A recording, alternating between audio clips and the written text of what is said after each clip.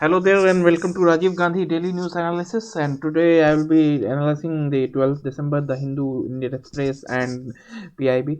And moving on, the first news is that India sends medical relief to Afghanistan. And as we all know, that currently there is this government change in Afghanistan, and now it's Taliban. So people are in despair need of relief. So India have sent a gift, as it we can see here, gift from people of India to the people of Afghanistan. So India sends medical relief for the Indira Gandhi Institute of Child Health, which is there in Kabul, and that was also made by the Indian government. So moving on, why this is in news, because in a significant gesture, India on Saturday supplied the first consignment of material as a part of humanitarian assistance to help Taliban ruled Afghanistan. So this is the on the series. This is the first series of consignment, and India is planning to give different kind of consignment. Like for this purpose, they have sent health related consignment, and India is also planning to give food and other kind of thing which it can be helpful for the people of Pakistan, Afghanistan. So, what are the key points in this? So, India has not recognized Taliban administration yet, which is in Afghanistan, and also urged the international community to proceed cautiously in dealing with Taliban, because of the several human rights issue. And also, with this move, India joined countries like Iran, Qatar, UAE, Turkmenistan, Pakistan, and these countries have sent their humanitarian support to Taliban, which is of course Afghanistan. And also this is an important development, as it is likely to be followed by larger scale humanitarian assistance from India to Afghanistan. And the thing is that the importance of this thing is that it will be transit facility from Pakistan. Means here, suppose here is this Afghanistan, and there is Pakistan, and in India is here. So that consignment will not be reaching there by crossing Pakistan. So Pakistan has allowed Indian assistance to be given to uh, Afghanistan. So this is a kind of a very diplomatical, very big goal has been achieved. And also it was reported that India is unlikely to recognize Taliban administration, because India will continue to provide medical, educational, and other kind of exchange between both sides. And also when the Afghanistan and India relations are concerned, there is this Operation Devi Shakti, which was done recently, and in this about 669 people from Afghanistan were brought back to India when Taliban took over the Afghanistan. And in that about 440 people were of Indian origin, and rest of them were of Afghani origin. So this kind through Operation Devi Shakti, India brought back them. So this kind of question can be asked when it comes to prelims. So moving on, so what are the India's presence in Afghanistan as of now? So barring a brief pause in 1990s when the Russian were going back from Afghanistan, India has historically enjoyed good ties with that country, and there is this 1950 Treaty of Friendship between Jawaharlal Nehru and the then Prime Minister of Afghanistan. And also, Indian interest and influence suffered when Taliban, backed by Pakistan, captured Kabul in 1996. So this is the second time when Taliban is coming over there. Previously, in 1996, when Taliban, which was backed by Pakistan, then came into power. So the Indian relation was very greatly suffered. And India was back in action as soon as Taliban were out, and in 2001 India started again providing aid and benefit to Afghani people. And India has made huge investment when it comes to Afghanistan, and about 3 billion investment India has already made. And strong economic and defense ties are there with the Afghan government. And so we cannot just leave Afghanistan so easily, because about 3 billion, which is a kind of huge money when it comes to international relations. So we have already given this kind invested this kind of amount in Afghanistan, so there must be a return. And now it again is staring at uncertainty with the US pullback. So the relationship between India and Afghanistan is still uncertain, because there is this change in balance of power between Afghanistan and the Talibani people due to territorial gains. So moving on, what are the India-Afghanistan relationship from ancient period to till now? Let us see on that. So in ancient period, we have seen that the relationship between can be traced back to Indus Valley civilization, and also to Alexander the Great. We all know that Seleucid controlled the region of Afghanistan, and also there were some matrimonial relationship between Gupta period and the Greek when they came into Afghanistan. So Seleucid, if I'm not wrong, Seleucid daughter was married to some Gupta ruler in India. So this kind of relationship we have with them. And also Mauryaans brought Buddhists from India and control the area south of Hindu Kush, that is the Afghanistan area. Whole of the Afghanistan area, we can say, was influenced by Buddhist and Hindu and Zoroastrian culture until the arrival of Islam in 7th century. So Islam arrived around like 660 AD or something in Afghanistan area.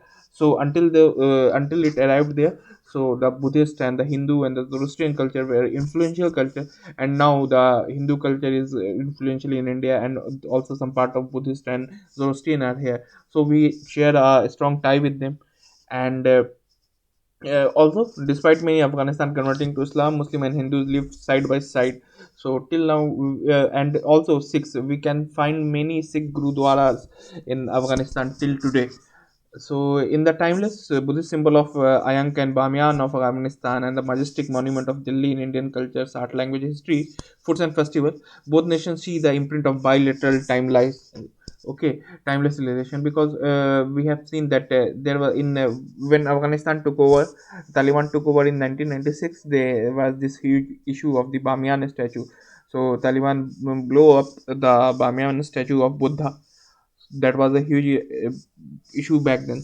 So there were this big statue of Buddha in center of the Afghanistan. So we can see that how these things are related, how Indian culture is related to Afghani culture. Moving on, in colonial period, two Anglo-Afghan wars were done in 1839 and to 1839 and 1842, and other is 1870 to 1880. And in that the British lost very miserably.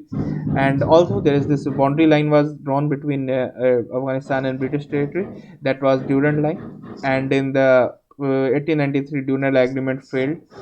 And now if India and Pakistan is divided, now the Durand line is the line between Pakistan and Afghanistan.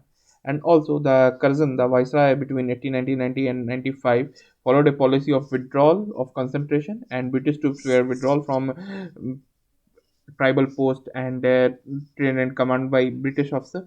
So this was this relation. And also there's this treaty of Gandamak. And in this foreign policy, with the advice of government of India, permanent British resident was established in Kabul. So these are the colonial period relations between India and Afghanistan, the British relation, British Indian relation with Afghanistan. Moving on, Afghanistan also played a major role in freedom movement of India, because Afghans supported India during freedom struggle. We all know Khan Abdul Ghaffar Khan, which is known as Frontier Gandhi, was from northwest frontier province, which is very close to Afghanistan. So Afghani people also supported him, and hence they also supported freedom struggle. So, and also the first Indian government in exile was formed in Kabul, and Maharaja Mahendra Pratap and Maulana Barkatullah was the prime minister and the president. So see about Maharaja Mahendra Pratap, is this became a controversial figure in recent time, not in ancient time. Like in at that time he was a very great person. Now he became controversial person due to the politics involved, and because AMU was many much of the land of Aligarh Muslim University was donated by Maharaja Mahendra Pratap. So there were this issue from many different parties that AMU name should be changed and more emphasis should be given to Maharaja Mahendra Pratap Institute of Sir Syed Ahmad Khan. So that is a like a controversial issue, but still, as you are preparing for UPSC, you must be knowing the dynamics of country, what all things are happening. Although this kind of things will not be asked in UPSC, but still, for making a good prospect of the things, you need to know the dynamics which is governing India. And moving on, in 1949, India concluded the Treaty of Friendship with Afghanistan. And also during 1950s and 60s, India developed proximity with Afghanistan. And also India was among the first non-communist state to recognize the government which was installed in 79, okay, in by Soviet Russia. So India was the first non-communist state. So still India, although India was a non-communist state, but at around 79 the influence of communism was very much there in Indian politics. In 1972 we all know that amendment was 42nd amendment was made, which which inserted the word socialistic in preamble. So we can see that at that moment the communist influence of India in India must be very high. So see, this is how you need to connect things, because see, we are discussing Afghanistan and now we are discussing 42nd amendment. So this is how we connect things in UPSC, in polity or in international relation. We have to backward linkages there, forward linkages there. So whenever we are reading a topic, we have to make sure that we are our ports of brain are open and we can connect it with different kind of things. And also New Delhi supported successive government of Kabul until 1990 when Taliban came in rise. But like most countries, India never recognized Taliban, which came in 1996. Only Saudi Arabia, Pakistan, and United Arab Emirates recognized the Taliban regime. So this is the thing with the freedom movement thing. And also moving on to the contemporary times, the 9/11 attacks, US led war in Afghanistan resulted in ties between India and Afghanistan, because US was there, a stable government was there.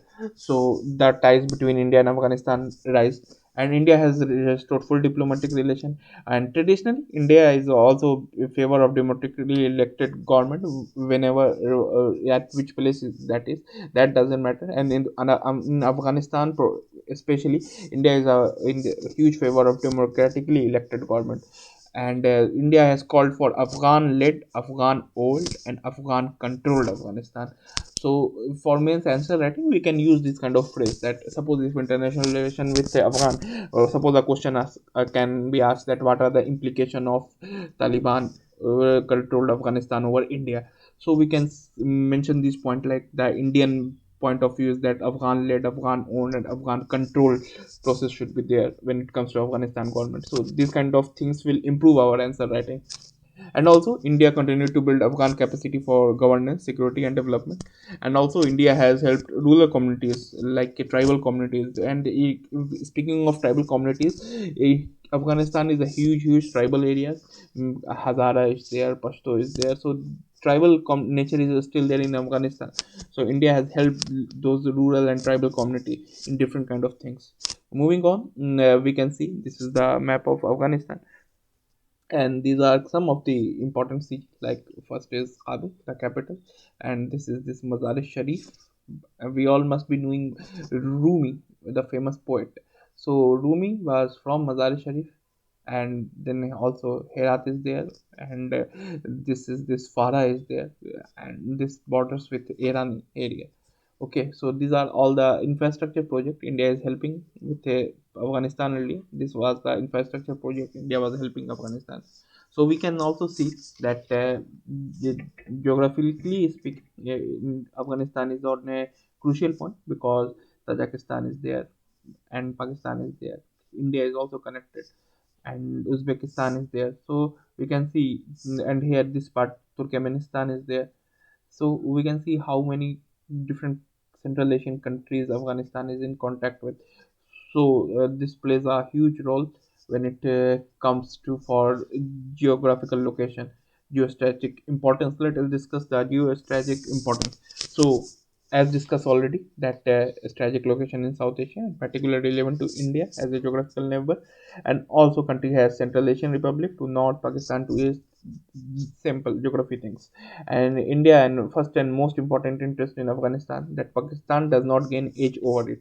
Okay, and also a stable Afghanistan bordering India is crucial for regional and domestic security for India itself.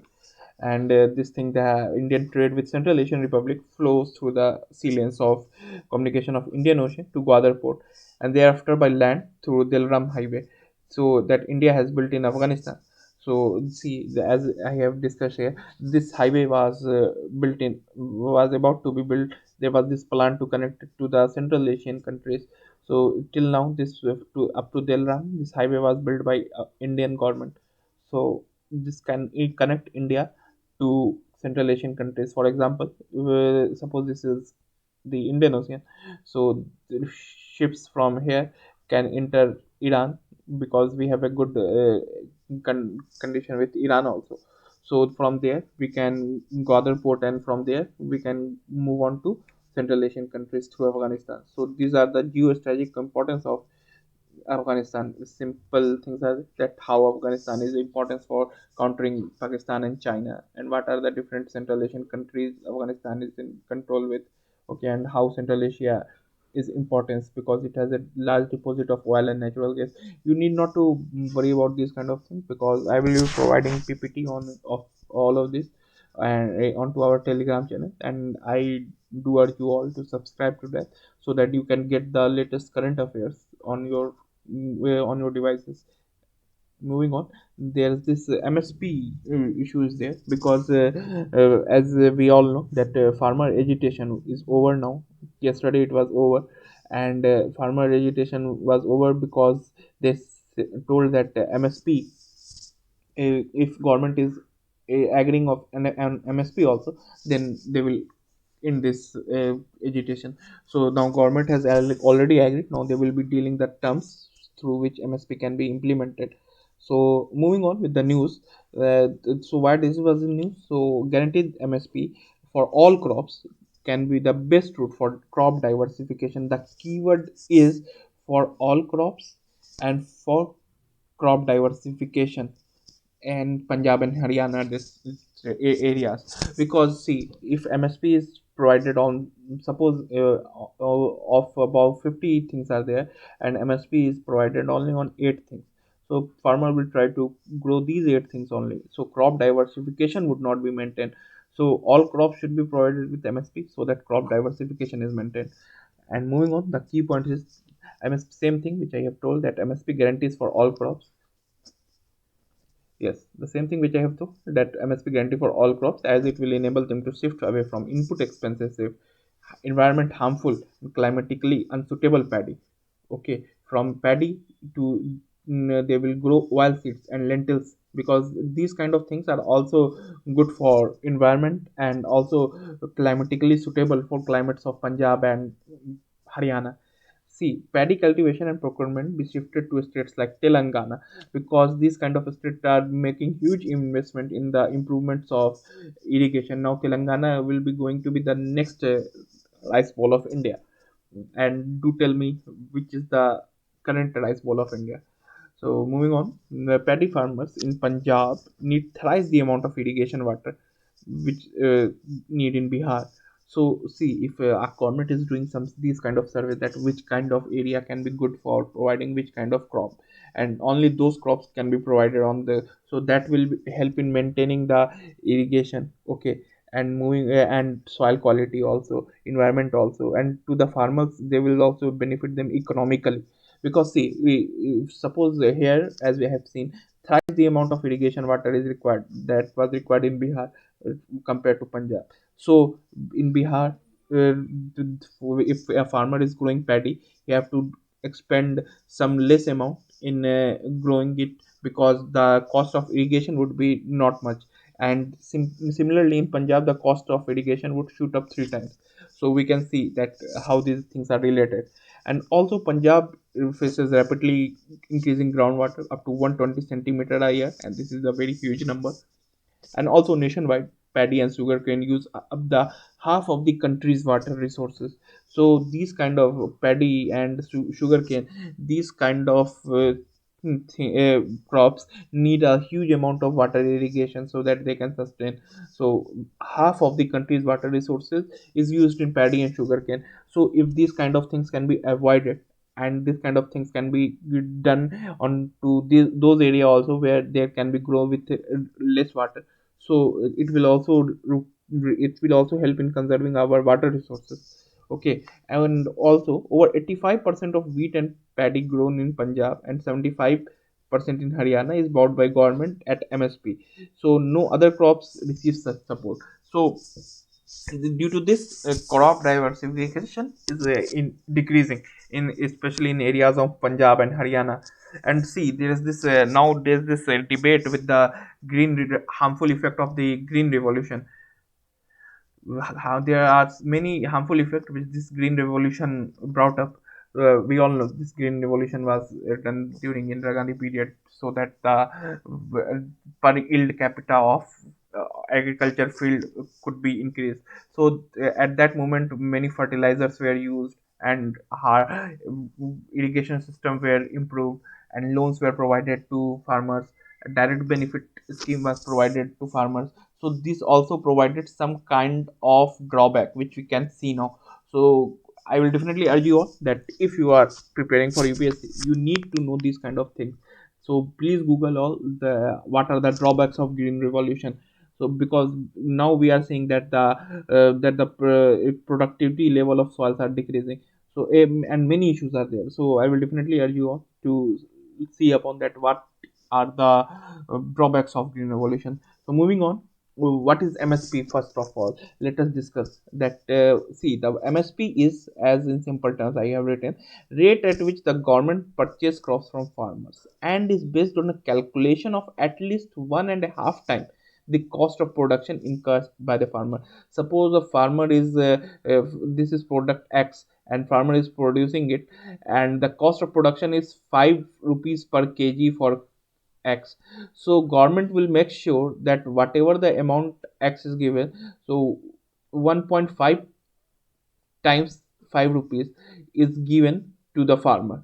Okay, so about 7.5 rupees is given per kg for product X. At this should be the minimum amount, 1.5 times larger than the purchasing power of the farmer. Okay, so MSP is minimum price for any crop that the government consider as a remunerative for farmer, that they have grown this thing. They need some government support also, because India is a welfare state. So, and especially farmers welfare is a prime importance for Indian government. Whatever the need of the farmer is there, that should be fulfilled. Then only we can be fully sustainable when it comes to our food developments. Do you know Netherlands? Netherlands is a small country, and it can be like it can be put if we put Netherlands on map of India, it can be put like across like Himachal, Haryana, and Punjab. These three states it will take, and that Netherlands is producing the second number of food. Okay, so Netherlands ranks the second number of world food producing country. So it's such a small country is still producing more than India. So how this is possible? Due to all those policies and the techniques which they apply. So moving on, what are the crops under MSP? So the Commission for Agriculture and Cost and Price recommend MSP for 22 mandated crops and fair and remunerative price for sugarcane. So 22 mandated crops are there by Commission for Agriculture and Cost and Prices. And what is the CACP? It is an attached office for the Ministry of Agriculture and Farmer Welfare. So in which who is the currently holding this ministry? So this kind of question can be asked for a state PSC. If you are preparing for a state PSC, this kind of question might be asked. And moving on, in the 22 crops, the mandated crops include 14 crops and 6 of the kharif season, and 14 crop of kharif season and 6 of rabi season, and 2 other commercial crops. So kharif and rabi, these are the 2 major crop season in India. And 2 other commercial crops are also there. In addition, MSP of Toria and Dihas coconut are fixed on the basis of MSP of Ripas, mustard, and copra. So Tori and Dihas coconut, these two MSP are fixed on mustard and copra respectively. And factors, what are the factors which are recommended for recommending the MSP? And so the CACP, that is this Commission for Agriculture and Cost and Price, consider various factors while recommending MSP, including cost of cultivation. How much is the cost the farmer give for cultivating a particular crop? And also, it takes only account the supply and demand situation. Means if tomato is on supply is rise, so that the demand is supply is rise, but the demand is less. So it will definitely fall the price of tomatoes. so that more people can demand for it. Similarly, demand and supply situation is there when it comes to food commodities. And also, first is demand, supply and demand situation, second is market price trends, third is party vis-a-vis other crops, other how other crops are performing, and also fourth is implication for consumer, that is inflation. And other is environment, how soil and water are used. And also one more important thing in terms of trade between agriculture and non-agriculture sector, because there are many private players come into role when it comes to agriculture, which are not agriculturally related. Suppose transportation charges is there, export and stock charges are there. So these kind of terms of trade comes in terms of trade between agriculture and agriculture sector. Moving on, there are three kinds of production cost, as we have seen here, that it is MSP, it can be decided on the production cost also. So the government has decided three kinds of production cost, the CACP project, for every crop, both at state and all India level. The first is A2 production cost. It covers all paid out costs directly incurred by farmer in cash and kind. Okay. And there is this then again A2 plus FL, that is FL comes for family labor, means the paid out cost plus the family labor the farmer is producing. Because in India, in especially in farming, a family, whole family is still uh, attached to farming land. So there is this family labor also attached to producing the crop, so that is also take into account when it comes to deciding the MSP. And also there is this C2, and it is a more comprehensive cost that factors in rental and interest forgone on owned land and fixed capital asset. See, in economy we have, we know the what are the different things which are necessary for generation of in economy. So in that land is there and the fixed capital asset is there. So C2 is the component where we take part of this kind of thing. Okay. And also CACP consider both A2, that this A2 and A2 plus FL, this A2 plus FL and C2 cost while recommending MSP. So A2 plus FL is there, so A2 is already there. So when CACP consider with the cost of MSP, it consider both of these things. Okay. And the Cabinet Committee on Economic Affairs of the Union Government takes a final decision on the level of MSP. So question might be asked in UPSC that MSP is decided by which cabinet. So the Cabinet Committee on Economics Affairs decide the MSP, not on the farmer, okay, or the agricultural or the environment ministry. It is taken by the community on economic affairs. Okay. So moving on, what are the significance of MSP hike? So the added focus on nutri-rich nutriceuticals is to incentivize the production in the areas where rice wheat cannot be grown. So crop diversity thing is there. This can be similarly s- said as crop diversity. Okay. And also some efforts are made to realign the MSP in favor of oil seeds, pulses and coarse cereals. So as I have discussed in the starting of this thing, that at this point farmers are now seeing into growing oil seeds and lentils, because these kind of crops fix the nitrogen cycle, fix the soil, and also economically much beneficial to the farmers. So these are the point which are concerned, which have been put in effort. Moving on, what are the issues? So it should be kept in mind, the cultivation should kept in mind, and didn't have to keep pace with inflammation. Okay.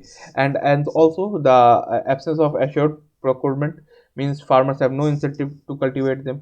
So these are the issues with the hike. And also the announcement comes at a time when farm unions have been demanding legislation to guarantee MSP for all farmers for all crops, and a repeal of three contagious farm laws. So now this laws is repealed, so that will be a huge benefit for farmers also, and government is also supporting that this law was a mistake and should be repealed. So anyway, these were the issue with the MSP hike also, because government was planning earlier.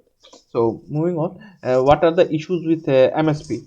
So the major problem with MSP is a lack of government machinery. Okay. Means private players are playing a huge role in this when the procurement is taken. So our government machinery should be duly developed for the procurement also. And also those in the state procure less are often affected. So in a state, when small farmers are affected due to this MSP thing.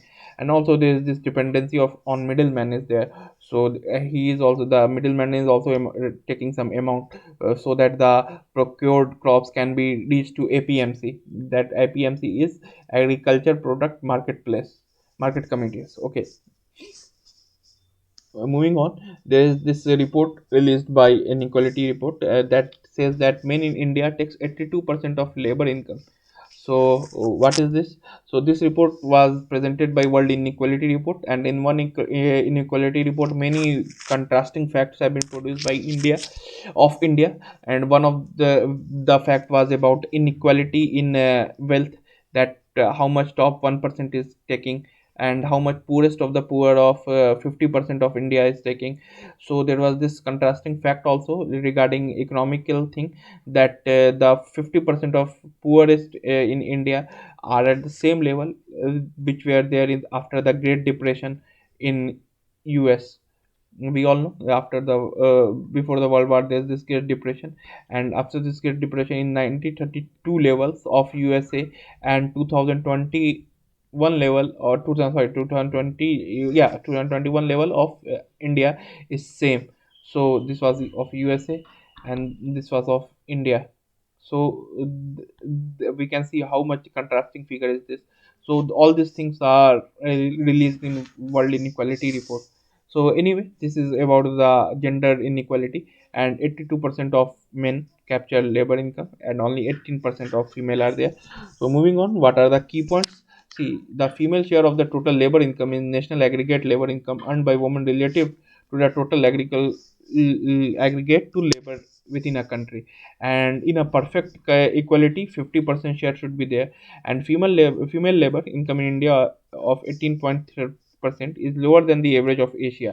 Asia's average is 27%, India's is 18.3%. So it is definitely 9% lower than Asia. So there are some pandemic impacts also to this, because after the pandemic there was worsening of female labor participation rate, and it fell to 16.1% during July September 2020 quarter. It was released by Ministry of Static already said that due to pandemic this is happening, because in pandemic women were although men were not going, and they were definitely women were taking care of the home.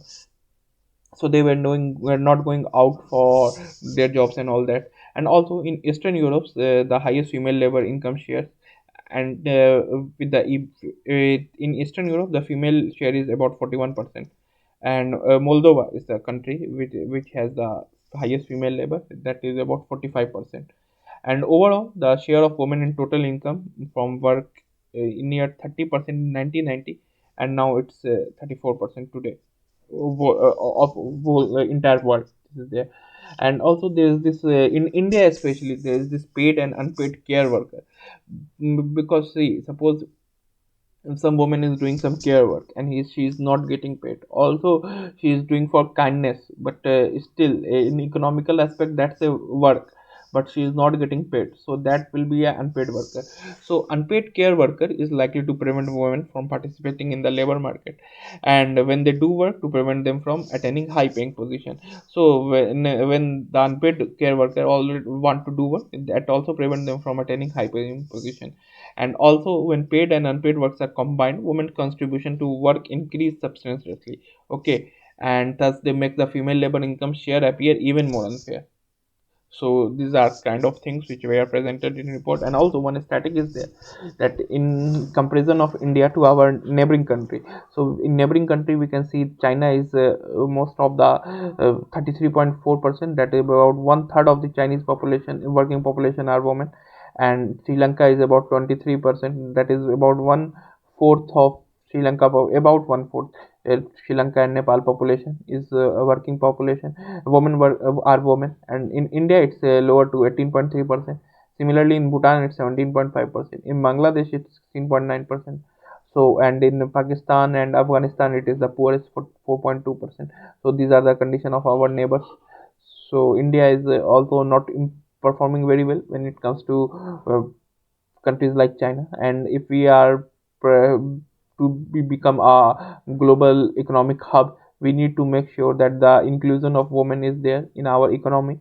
So we have to reach at this level at least about 33-4%. We cannot go about like Moldova, which has about 45%. We cannot dream of that still, but we can dream of this. So we have to at least get on to this percent at least. So moving on, there's this G7 conference is going to be held up, and it is united against Russia. That they are saying that currently Russia is gaining control of Ukraine. So there is a tussle between Russia and Ukraine border. So the G7 puts up a united front against Russia. So these are the G7 countries: Canada, France, Germany, Italy, Japan, United Kingdom, and America. These are the G7 countries that world most what I can say, one of the most richest democracies. Yes. Moving on, why this is news. So the world wealthiest democracies on Saturday showed to present a united front against Russian aggression towards Ukraine, as Britain hosted a meeting of foreign minister in northern England. Okay, so foreign minister of all this G7 nation held up a meeting in Liverpool, and in that they said that the problem is there with Russia and Ukraine. So the key points are that the G7 meeting attended in person by these people and from this country. Okay, and ahead of formal discussion, British foreign minister said that there are deep concern about the buildup of Russian troops on Ukraine border, and also Ukraine is at the center of, we know, east-west relation, as the Russia it is accusing Russia of amassing tens of thousands of troops at its border. Okay, and Russia accused Ukraine in return that the States is trying to use Ukraine to destabilize power in Russia, and so for security purpose it is doing the protection of its border. So there's this accusation going on between these two countries. And also Ministry of from the European Union, Australia, South Korea, and India will take part in this session. Okay, and uh, Ministry from External Affairs Minister Jairam Ramesh from India might take part in these kind of things. Okay, moving on. What is G7? So as I have discussed, these are the countries which come in the G7. So it is an intergovernmental organization. It was formed in 1975, and that time they were the top economies of that time. Okay, initially it were formed as an effort by US to form it alignment with the economic issue. And also the G7 forum now discuss several challenges such as oil price and financial crisis, terrorism, arms control, drug trafficking. These kind of issues are discussed by G7 countries, and it does not have a formal constitution or fixed headquarter, and decision taken by leaders and by annual summit. And firstly it was only G6, like Canada added in 1976, and European Union attending started attending it in 1977. And how this evolved. So it started in 1975 with 6 members. Canada joined a year later. At that time, it was 70% of the world economy, and it was a cozy club for tackling issues like oil shocks. And now it accounts for 40% of global GDP and six global financial crisis of 2007-9. It has sometimes been overshadowed by broader G20.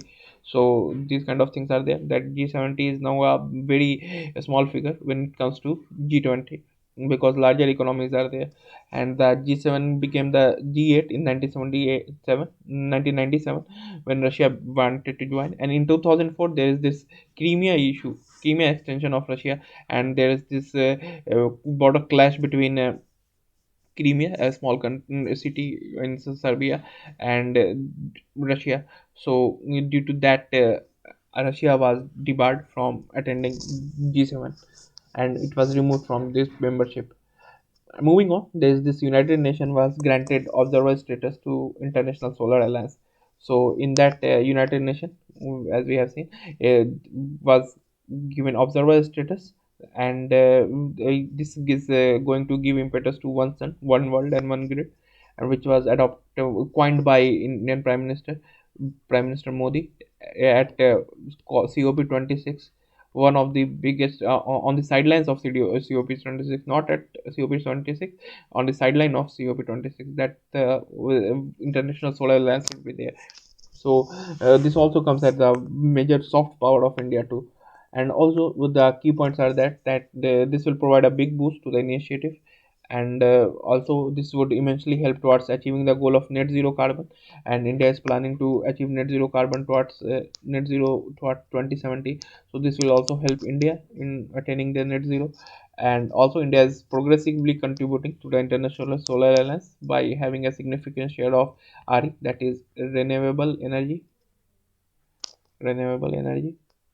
So these were the key points of that uh, announcement. And moving on, what is this International Solar Alliance? So it is an intergovernment organization to promote solar energy among member countries, and its headquarters is in Gurgaon. So how many of them have joined? 61 nation have joined alliance, while 32 have rectified the frame agreement. And also India's requirement is making $83 billion for to gain 175 gigawatts of energy through solar panels.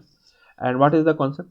So it is meant to bring together 121 countries that lie either completely or partially between the two tropics. We all know that if suppose Earth is there, this is equator. There's this tropic of Cancer, and tropic of Capricorn is there. So countries lying between these two tropics. There's this goal that India should that world should be these countries should come together, and partly between that, so to harness solar energy. And sorry for that, sorry, just kindly be there. Yes. So there was this concept that it is meant to bring together 120 countries that lie either completely of or particularly between the two tropics, so as to harness solar energy, because the solar radiation is very much on a tropic, because Earth is also inclined towards 23 and a half degree. So this will definitely boost up the in renewable energy sector. And the international the target is to gain a 1000 gigawatts of solar power to India, and to the world, sorry, to the whole world. And who is behind it? The idea was concluded and articulated by Prime Minister Modi. It was done in the Wembley Stadium speech in London in 2015. And also UK is a major partner of India in this, because UK Prime Minister Boris Johnson came forward and also thanked Prime Minister Modi for bringing this idea to the world. So these kind of things can also be a crucial role when it comes to international relations. So what is India's contribution to ISA? So NTPC, that is National Thermal Power Corporation, contributed about 1 million. Okay. And also Indian Renewable Energy Development Agency and the Solar Energy Corporation of India, both of them arms with the Ministry of Renewable Energy, uh, for committing of $1 million each. And Coal India and Nalco are also likely to announce similar contribution. And also India has also set aside 5 acres of land in Gurgaon, that is in Haryana, next to National Institute of Solar Energy, house of headquarters of ISA. So 5 acre land has been given for giving the headquarter, and now that headquarter is being made. So these are the major news of today. Hope to see you tomorrow and have a great day. Thank you.